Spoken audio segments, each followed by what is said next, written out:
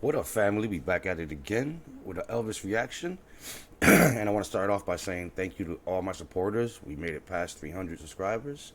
My next goal is 500. So let's keep, subscribing to my channel. Appreciate you guys. Well, today we're gonna subscribe. We're gonna react to. Sorry, Elvis Death from Inside Graceland, a gripping story as told by band member James Burton. So let's get right into it. You know what I mean? Subscribe to the channel, leave a like, notification bells on so you get all my videos. Let's go. Hi, this is Joe Chambers. Welcome to Musicians Hall of Fame Backstage. Today's guest is the great James Burton. So, I hate to bring up something like this, but you were in the band when Elvis passed. What happened? What was that like for you? Well, what was it like for the band? August 16th, and I lived in Toluca Lake in Burbank, California, and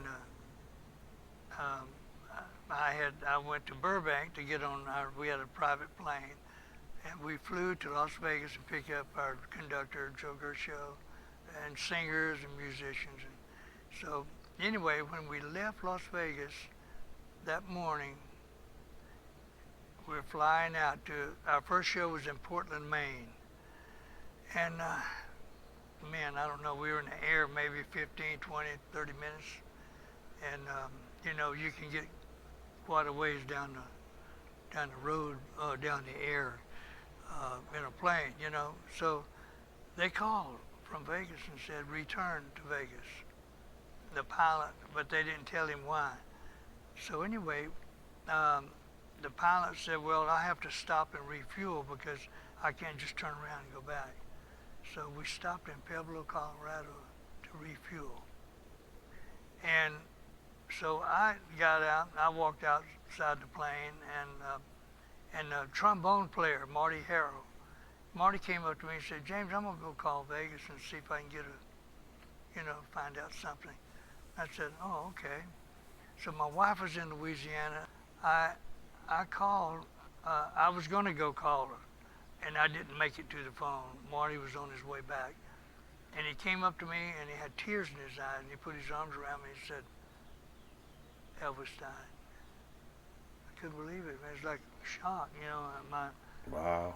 I couldn't believe it. I said, is this a joke? He said, no, for real. And because the thing that came to mind was Vernon. His dad had been sick with the heart problems. Man. And I thought maybe something happened to Vernon. But it was, this particular time, it was Elvis. I mean, it was a sad flight back to Vegas. We get back to Vegas, and I had a home in Vegas, and I was going to get off and stay there, knowing my wife was in Louisiana. I said, no, I'm going to go back to my home in Toluca Lake in Burbank. And Jimmy Wakely, a good friend of mine, the cowboy, Jimmy, picked me up at the airport, and it was raining. It was really a sad day. And he took me to my house, and he said, James, I want you to come spend the night with me and Inez, his wife. I said, man, I don't know. I really need to get on the phone. I want to see if I can get a flight to Memphis. I got on the phone. Joe, I called every airline I could think of, and they were completely booked up. I talked to a girl with American Airlines, and she knew me. She because she was a big fan of Elvis. She said, James, I got 500 people on waiting list, but give me an hour or two and let me see what I can do. So she called me back later and she said, you got an 11 o'clock flight tomorrow morning. That's awesome. Don't be late.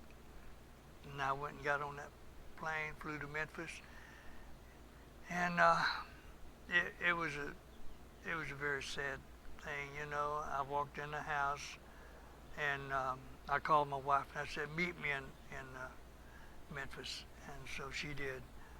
Later, I picked her up later at the airport, and Priscilla wanted to take me in that room where they had Elvis in the casket, and I didn't want to do it. I said, I'm gonna wait till my wife gets here. And Ann Margaret was there. Ann was in the room with Elvis, and she would go in for maybe 3 or 4 hours and then come out and go back in. that long in there with it. With golly. James Brown, man, he was in there for hours. He Wow. I don't know. I think they had to pull him out. Elvis was so loved by every freaking celebrity, everybody, Margaret every was there fan, all the every time. human being. Yeah, it was just God, all the people driving down the funeral concession, going to the graveyard. I could imagine. The streets were just lined up with you thousands and thousands of people. Just amazing. It was sad.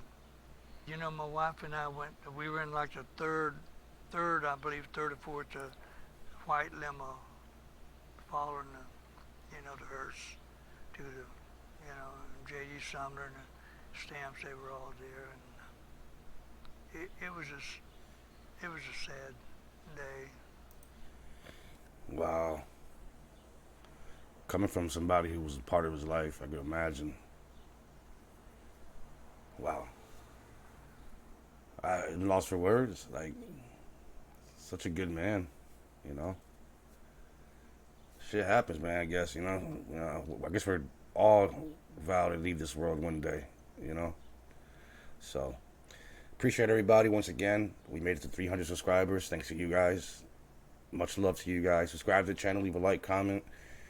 Notification bells on because you'll get all my videos right away. You never miss one. Until next time, peace.